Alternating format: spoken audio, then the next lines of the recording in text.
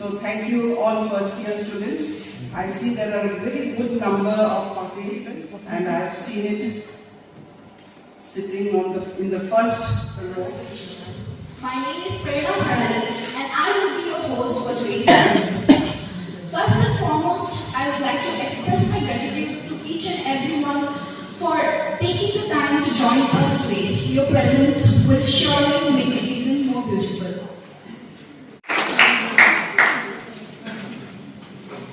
Good morning and a warm welcome, respected Principal Madam and all SK Faculty members and my dear students. Today we stand before you to pay tribute to a very special teacher. One who has taught us the intricacies of the human body, one who has helped us understand the complexities of life and death. Every medical student during their journey in the MBBS course, they get the privilege of dissecting the cadavers. This cadaveric teacher teaches the importance of respect, compassion, teamwork, and gratitude. Our cadaveric teacher teaches not just anatomy. They teach us about the sanctity of life, the importance of respect, and the value of compassion. So, to show the utmost respect to the cadaveric teachers, the students of Phase 1 are going to present before you in their own creative skill.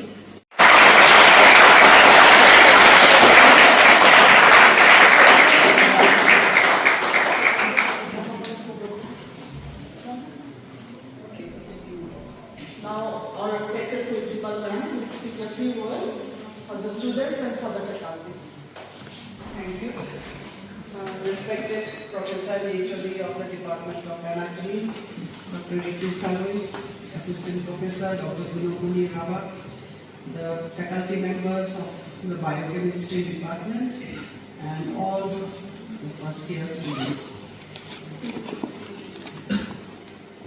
First of all, I join my hands with the Department of Anatomy in starting and initiating this session or this year's first program of anatomy, which is cadaver as our first teacher. So, whenever we have something regarding the Department of Anatomy, it brings back memories of my first year days. So many of us have not seen a dead body before we have become medical students. So the first sight of a cadaver in a dissection hall or lines of cadavers in a dissection hall can be very horrifying to the tender mind because you are just out of your teens. But more importantly than that is how to learn about the body, the living body. So we have to be very grateful to those patients who have donated their bodies for the betterment of medical learning, teaching, and also to those unknown persons who are not claimed by their families or their relatives for the last rites. They also would have remained buried under the soil without any rituals. But to be surrounded by a host of medical students is, I don't think, a greater honor for the dead body than that. So I really am truly very happy and also honored to have some cadavers in our hospital or in our college now. Earlier we used to have a dearth of them, but now after the effort of the present HOD and also the effort of the FSM department, no unclaimed dead bodies are lying and we have used them all in the dissection hall. So having said that, again I come back to what we were learning. Some of us are given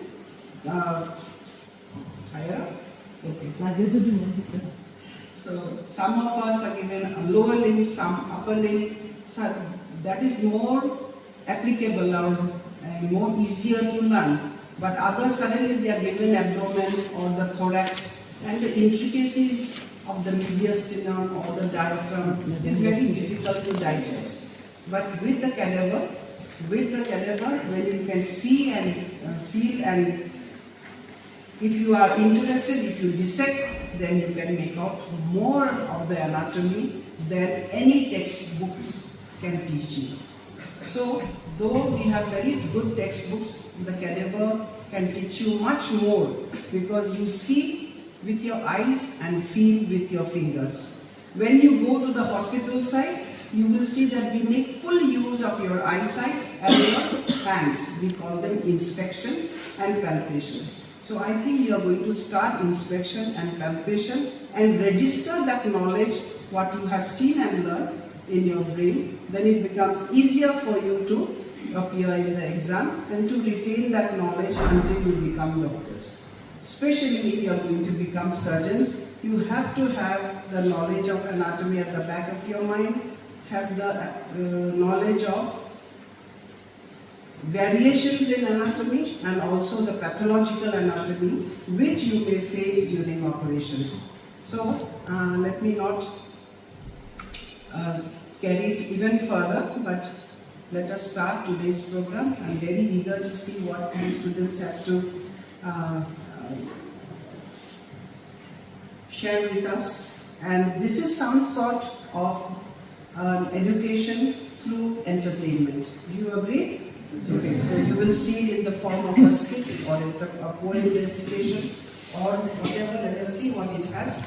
So I'm also grateful to the National Medical Council for starting this kind of programs for students, for making the education more interesting.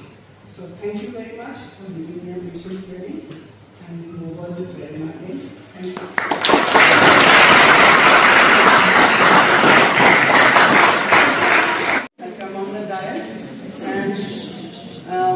More than being entertained, I think I have learned a lot.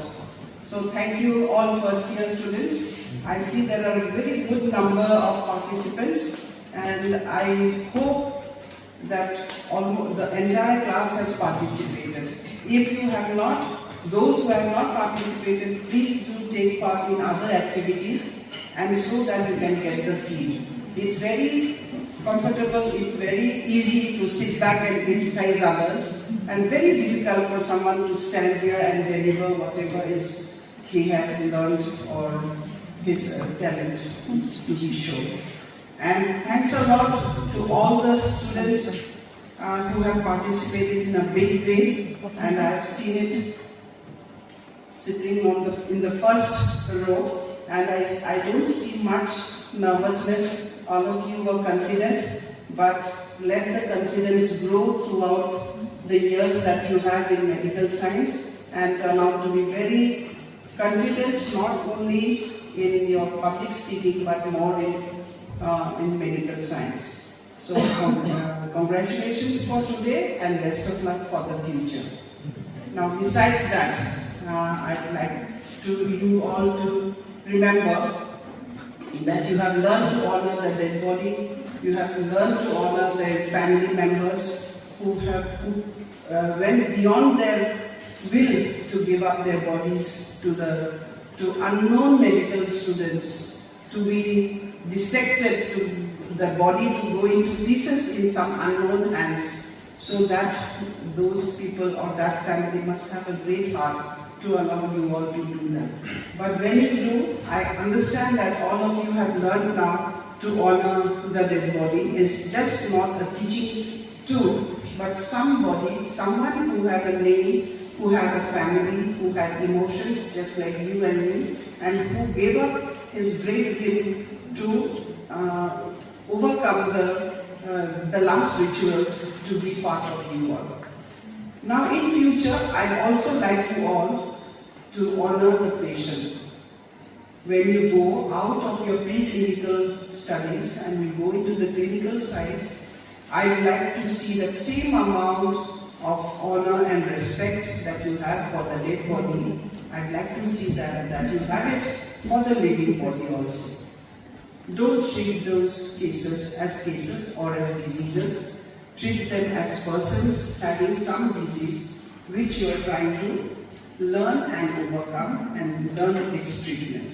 Okay? So there you will also learn that Today you see, I hear, I forget, I see, I remember, that kind of thing. Later you will see that I told you in my first lecture that what you have seen, what you have dissected should register in your brain, right? So when you go to clinics, you will hear another adage which goes that the eyes cannot see what the mind does not know.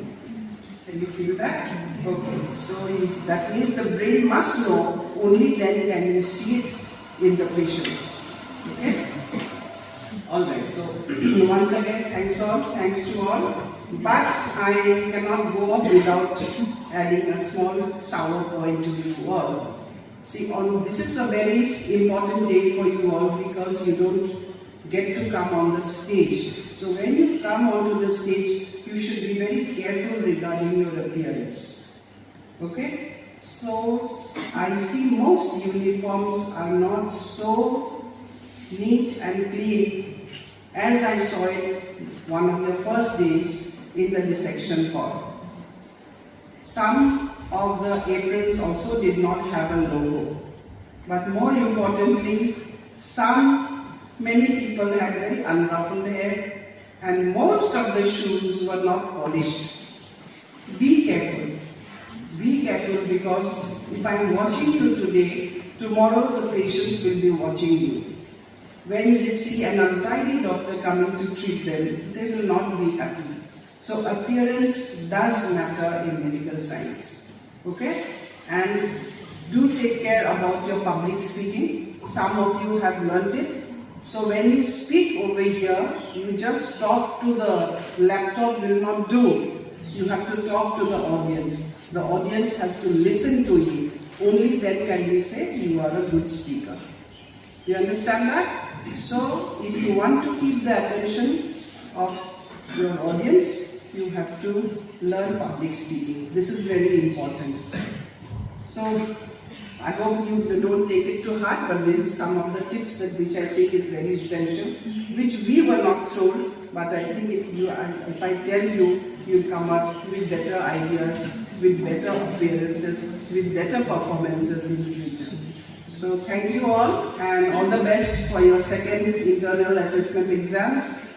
I don't want to see any failures, and also your first MBBS exam is coming. All of you should try to pass so that you can get to see real living bodies and not dead bodies. Okay? Thank you.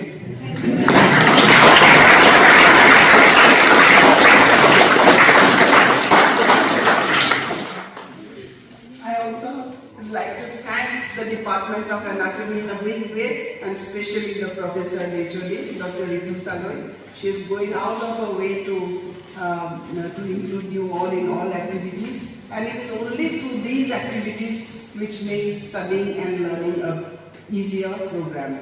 Okay, so thank you, Department of Anatomy. First of all, I would like to thank you to our respected principal, madam.